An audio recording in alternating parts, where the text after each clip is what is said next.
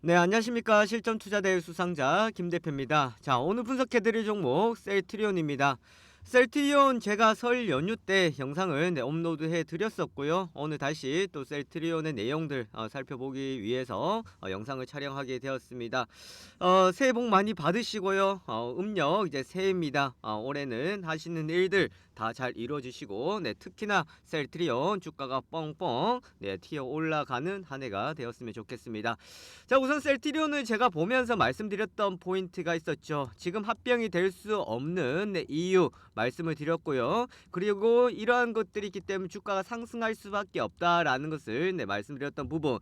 그리고 현재 차트상으로 봤을 때 상당한 변곡점에 와 있다라는 것입니다. 자, 그리고 공매도의 비중이 줄어들고 있다라는 것을 볼 수가 있겠는데요. 자, 공매도의 거래 비중이 여기서 줄어들고 있다라는 것은 결국은 추가 하락을 생각하는 것이 아니라 추가적인 하락보다가는 반등에 좀 초점을 두고 있는 상황들이다라는 것을 볼 수가 있겠습니다. 자, 그렇게 본다 그러면 셀트리온은 지금 충분한 이제 하방이 경직되어 있다. 자, 하방 경직이라는 것은 뭡니까? 강한 지지 라인이 이제 형성이 되면서 하방으로 내려가다기보다가는 이제 우상향으로 흐름을 전환시켜 줄 수 있는 자리에 와 있다라고 할 수가 있겠고요. 이 자리가 내려간다고 하더라도 일시적인 하락이 되겠고 빠른 반등이 나올 수 있는 구간이 된다라는 것을 볼 수가 있겠습니다. 자, 오늘 이 내용들 우리가 같이 한번 살펴보도록 하겠는데요. 영상 보시면서 좋아요와 구독하기, 알람 설정 꼭 부탁드리도록 하겠습니다. 자, 우선 셀트리온 나온 내용들을 몇 개 보시면은 제가 설 연휴 때 영상 업로드해드리면서 증권사의 레포트를 이야기 드렸었죠. 목표가를 이제 하향한다라고 했습니다. 자, 목표가를 하향한다고 했기 때문에 결국은 바닥이다라는 제 이야기를 제가 드렸습니다. 대표님, 증권사에서 목표가를 하향한다고 하는데 이게 왜 바닥입니까? 자, 증권사에서 목표가를 높인다고 해가지고 주가가 간 적이 있습니까? 이미 주가가 어떻게 되었을 때, 이미 주가가 상승했을 때의 증권사의 목표가를 높여준다라는 것을 볼 수가 있었죠. 자, 그렇다 그러면 셀트리온 같은 경우는 지속적인 이제 위에 있다가 주가가 하락을 하면서 내려와 있는 상황이었습니다. 여기서 목표가를 하향한다라는 것은 이미 주가 하락하는 것을 보고 난 뒤에 목표가와 지금 주가의 괴리율이 있기 때문에 목표가를 낮출 수밖에 없거든요. 이거는 증권사에 나와 있는 가이드라인입니다. 이렇게 레포트를 쓸 때요. 목표가하고 지금 주가가 괴리율이 있다 그러면은 목표가를 수정을 해야 됩니다. 그래서 목표가를 하향한다라고 낮춘 것이지 여기서 주가가 추가적으로 하락한다 이렇게 보시면 안 된다라는 거예요. 아시겠죠? 이게 바로 우리 증권사 레포트를 한 번 더 제대로 알아보고 가자라는 겁니다.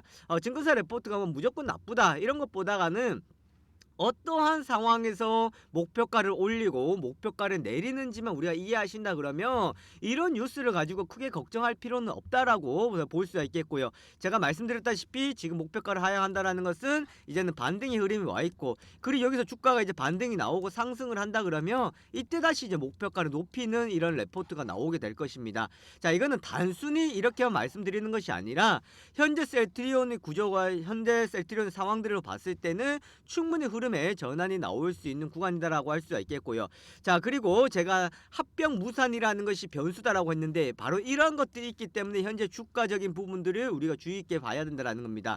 자, 현 주가에서 합병이 들어간다 그러면 셀트리온 주주분들 같은 경우에는 가지고 올 수 있는 주식의 비율이 높게 재는 책정이 안 될 것 같아요. 그렇기 때문에 지금 절대로 합병이 들어갈 수가 없습니다. 왜?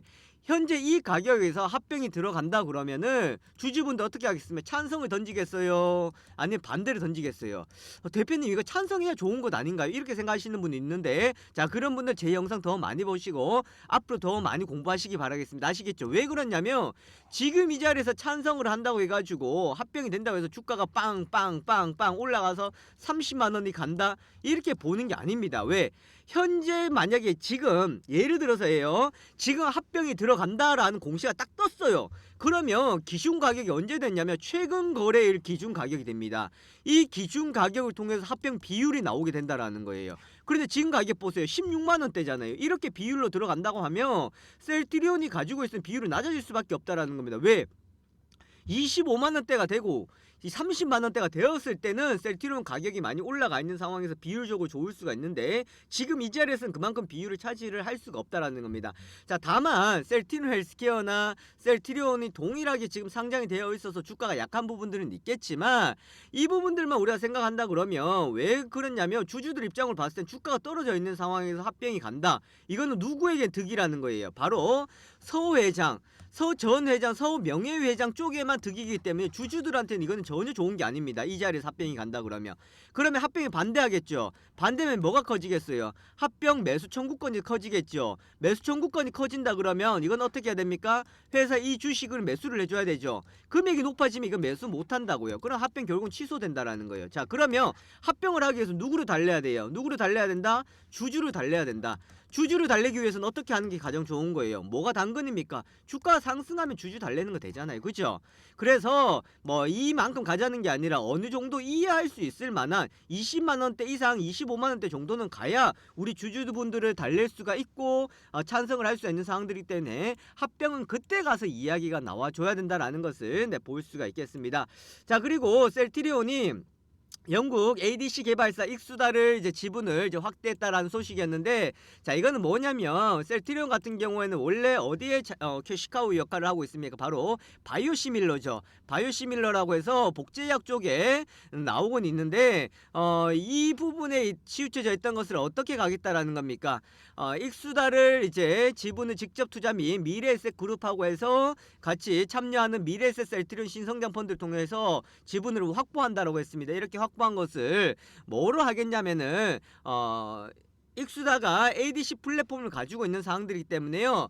앞으로 이런 기술을 통해 가지고 항암 효과를 나타내고 있는 부분을 통해서 추가적인 항암 치료제 개발에 노력을 하겠다라는 것을 볼 수가 있습니다. 자, 이 부분은 지금 사실 셀트리온 같은 경우에는 바이오시밀러 쪽에 많이 치우쳐져 있는 상황들입니다. 그렇다 보니까 이제 이런 신약 개발이나 아니면 이런 파이프라인 쪽에 이제 초점을 둘 수밖에 없는 상황들이 되겠고요. 그러면서 지분 투자를 해서 좀 이쪽에 앞으로 방향들을 비중을 좀 높여가겠다, 그렇게 보실 수가 있겠습니다. 자, 그래서 혈액암 치료제 트룩시마와 유방암 위암 치료제 호주마, 전이성 직결장암 치료제 베그젤마 등 항암 치료제를 이미 확보하고 있죠. 그렇기 때문에 향후 ADC 플랫폼 기술을 활용하여서 다양한 항암 치료제 개발이 가능할 것이다 라고 볼 수가 있겠습니다. 자, 보통 우리가 일반적으로 신약을 개발하거나 혹은 새로운 항암 치료제를 개발할 때에 리스크가 많이 있는 상황들인데 비용적인 부담이 많이 들어가는 상황들이죠. 하지만 셀트리온 같은 경우에는 이제 바이오시밀러 쪽에서 이미 수익성적인 부분들이 있고 어느 정도 재무적인 탄탄한 것들이 있기 때문에 자, 이렇게 개발에 들어간다고 하더라도 리스크적인 측면보다가는 어느 정도 성과를 이제 기대를 해보면서 갈 수가 있다. 버티기가 충분히 가능하다라고 볼 수가 있습니다. 사실 뭐 이런 내용들이 지금 주가를 움직이는 것은 아닙니다. 자, 그러면 주가를 지금 어떻게 움직이고 흘러갈 수가 있냐면, 자, 지난번에 설 연휴 때 올려드렸던 영상 말고 그 전에 영상이었나요? 제가 이거 변곡점이라고 말씀드렸죠. 공매도의 거래 비중을 보면은 바닥이다라는 것을 제가 말씀드렸습니다. 자, 그죠? 그럼 지금 바닥 신호가 두 번 나왔어요. 자, 첫 번째 뭐였어요? 제가 영상에서 공매도의 거래 비중을 보면 나온다. 두 번째 같은 경우에는 증권사의 목표가 하향이라는 것을 보면은 바닥 신호라고 나왔습니다. 자, 그리고 지금 차트상으로 본다고 하더라도 고점은 낮아지고는 있었지만 뭐는 높아지고 있었어요. 바로 저점을 높아지고 있는 상황들이었다라는 겁니다. 그리고 이런 저점이 높아지고 있는 상황에서 이전 지지 라인에서 공매도 거래 비중 보십시오. 자, 최근 3거래일 동안 상당히 많이 줄어들어 있습니다.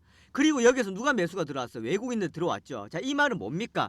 지금 자리에서는 완전히 바닥을 다졌고 흐름을 틀어줄 수 있는 변곡점에 와 있다라고 말씀을 드렸고, 여기서 제가 내려온다고 하더라도 이거 크게 신경 쓰지 마라, 내려와서 일시적인 반등이 나와서 흐름을 전환시켜 줄 수 있는 자리가 충분하다라고 이야기를 드렸습니다. 자, 그렇다 그러면 1차적으로 17만원대 올라간다 그러면은 불타기 가능 구간 이해되시겠죠? 자, 여긴 불타기 가능하다라는 것은 내려올 때 우리가 매수하는 것이 아니라 올라갈 때 라인을 잡고 간다 그러면, 확실한 라인대가 회복이 된다 그러면 이 자리에서는 충분히 비중을 조금 더 높여서 가도 된다라는 것을 볼 수가 있겠고요. 자, 그리고 제가 요 화면을 하나 또 보여드리도록 하겠습니다. 바로 이 모습하고 지금 상당히 닮아 있죠. 지금 셀트리온 같은 경우 보시면 완전한 진바닥을 형성을 하고 있습니다. 자, 하락 이유의 존재. 자, 이거는 결국은 시장이라는 부분들이 있었고 셀트리온뿐만 아니라 상장 주식들이 모두 다 안 좋았던 상황들이었고, 지금 기간 조정을 거치면서 바닥권을 형성을 했습니다. 그리고 매물대 이제 소화가 필요한 구간이 왔기 때문에 거래량이 나오면서 이게 뻗어주는 자리가 나올 거예요. 그럴 때 우리가 이제 불타기가 가능한 구간이고 확실한 바닥을 다져주는 자리다라고 보실 수가 있겠습니다. 자, 그래서 셀트리온이 이렇게 보시면은 이 구간에서 충분히 진바닥을 형성을 시켜줬고요. 앞에 매물대가 있겠지만 이 매물대는 누가 돌파를 해준다? 바로 외국인입니다. 자, 요것만 하고 제가 마무리하도록 할게요.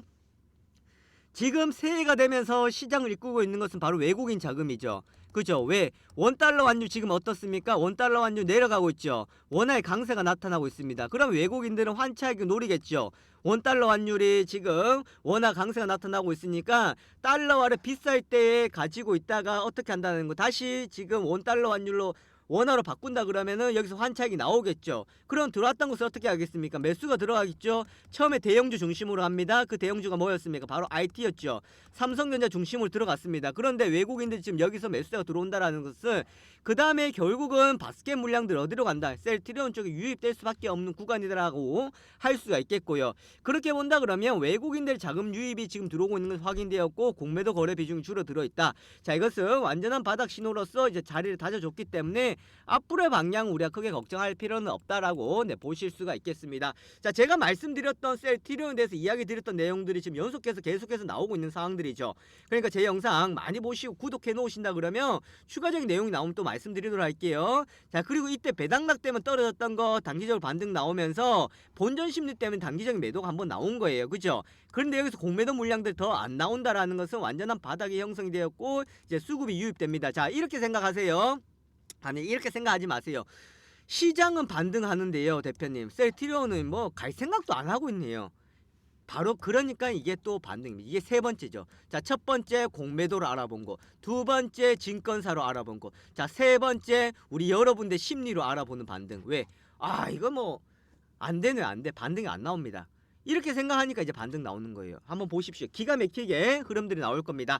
자, 오늘 여기까지 보도록 하겠고요. 저는 또 앞으로도 좋은 내용들이나 나쁜 내용들이나 여러 가지 내용들이 있을 때마다 영상으로 찾아뵙도록 하겠습니다. 자, 구독하기 부탁드리도록 하겠고요. 저는 다음 시간에 뵙도록 하겠습니다. 감사합니다.